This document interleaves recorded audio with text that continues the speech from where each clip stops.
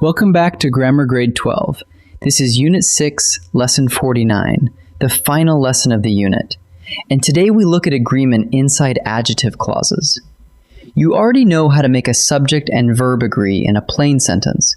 But what happens when the subject is a little word, like who, that, or which, tucked inside a clause?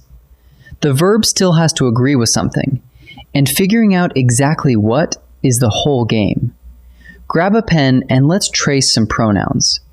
Before we dive in, here's the shape of today's lesson. An adjective clause is a small group of words that describes a noun, and it can carry its own subject and verb. Very often, that subject is a relative pronoun, who, that, or which. Now the important part. The verb inside the clause doesn't agree with the pronoun itself. It agrees with the antecedent, the noun the pronoun stands for. And the single trickiest place this shows up is a matched pair of phrases. One of the versus the only one of the. Get that pair right and you've mastered the whole topic. Every adjective clause starts with a relative pronoun, who, that, or which. And often that pronoun is the subject of its own little clause. Here's the key rule. The verb in the clause agrees with the antecedent, the noun the pronoun points back to. Look at this. The book that sits on the shelf is old. The pronoun that stands in for book, one book, singular. So the clause verb is sits. Now change one letter. The books that sit on the shelf are old. This time that points back to books, plural. So the verb becomes sit. Same clause, different antecedent, different verb. The trick is always to find the noun the pronoun renames and match the verb to it. So how do you find the antecedent? Ask one question. Which noun does who, that, or which rename? A handy move is to flip the sentence and watch who actually does the action. If several people do it, the antecedent is plural. Once you've named that noun, you simply match the clause verb to it. Singular noun, singular verb. Plural noun, plural verb. And here's a shortcut worth remembering. The antecedent is usually the noun sitting right before the pronoun. Now, the pattern that trips up almost everyone.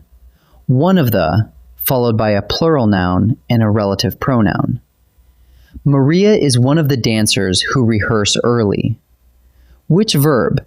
Rehearse or rehearses? Trace the pronoun. Who does the rehearsing? The dancers do. And who points straight back to dancers? A plural noun. Think it through. Several dancers rehearse early, and Maria is simply one of them. Since the antecedent is dancers, the verb is plural. Rehearse, not rehearses. Now add two small words at the front and everything flips.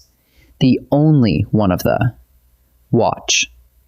Diego is the only one of the dancers who rehearses on Sundays. Here, the pronoun who no longer points to dancers. Why? Because only one person rehearses on Sundays, Diego. So who points back to one. The word one is singular, so the antecedent is singular, and the verb has to be singular too. Rehearses, with an S. The phrase, the only one, quietly moves the antecedent from the plural noun to the word one. Let's put them side by side so the contrast is unmistakable. First, one of the runners who train daily. The word who reaches back to runners, plural, so the verb is the plural form, train. Now the twin sentence. The only one of the runners who trains daily. Add the only one, and who now reaches back to one, singular. So the verb becomes trains, with an S. Read them again and hear the difference. One of the takes a plural verb. The only one of the takes a singular verb. That single phrase is the whole lesson. Let's boil it down to a quick check you can run on any adjective clause. 1. Find the relative pronoun, who, that, or which. 2. Trace it back to its antecedent, the noun it renames. 3. If you see one of the followed by a plural noun, the antecedent is that plural noun, so use a plural verb. And 4. If you see the only one of the antecedent shifts to the word one, so use a singular verb. Run those 4 steps and you'll never be fooled again. Let's practice. Time to practice. In this first set, each sentence has a relative pronoun acting as the subject of its clause. Find the antecedent, then choose the verb that matches it. Pause the video and decide before I reveal each answer. The books that blank on that shelf are first editions. Sit or sits. Find the antecedent. That renames books, which is plural. So the clause verb is plural too. The books that sit on that shelf are first editions. A teacher who blank her students earns their trust. Encourage or encourages. The pronoun who points back to teacher, just one teacher, singular. So the verb is singular. A teacher who encourages her students earns their trust. The songs that blank the album are all originals. Fill or fills. That stands in for songs, which is plural, so the verb matches. The songs that fill the album are all originals. Now the trickier set. Each sentence uses one of the, or the only one of the. Decide which noun the pronoun really points to, then pick the verb. Pause and choose before I answer. Priya is one of the swimmers who blank before dawn. Train or trains. It's the one of the pattern, so who points back to swimmers, plural. Several swimmers train before dawn, and Priya is just one of them. Priya is one of the swimmers who train before dawn. Marcus is the only one of the swimmers who blank the butterfly. Swim or swims. Watch the phrase the only one. Only Marcus swims the butterfly.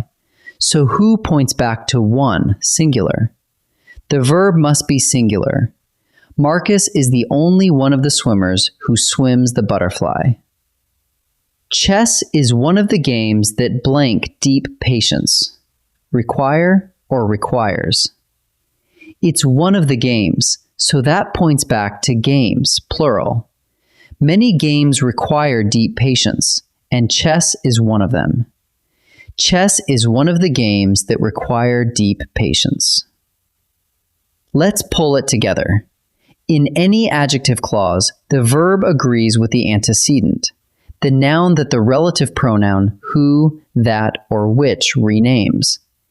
When you see one of the followed by a plural noun, the antecedent is that plural noun, so the verb is plural. But add 2 little words, the only one of the, and the antecedent jumps to the word one, so the verb turns singular. Trace the pronoun, name the noun it points to, and match the verb. And with that, Unit 6, Subject-Verb Agreement is complete. Nicely done working all the way through it. Next time, in Lesson 50, we open Unit 7, Using Pronouns Correctly. I'll see you there.